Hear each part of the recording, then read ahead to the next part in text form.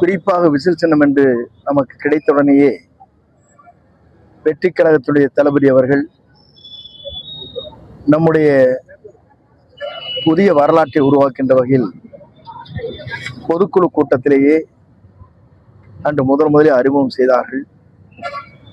அப்படி அறிமுகம் செய்த உடனேயே எல்லோருக்கும் தமிழகம் முழுவதும் இன்றைக்கு அனைவரும் குழந்தைகளிலிருந்து அனைவரும் விசிலடிக்கின்ற அளவிற்கு தமிழகம் ஒரு பெரிய மாற்றத்தை உருவாகி இருக்கிறது.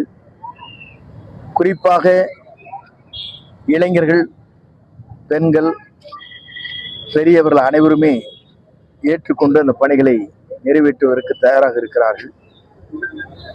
நம்முடைய வாக்கு என்பது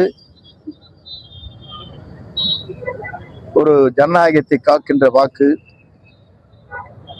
நம்முடைய வாக்கு என்பது அளவிட முடியாத ஒரு வாக்காக இருக்கிறது. அது வீணடிக்காமல்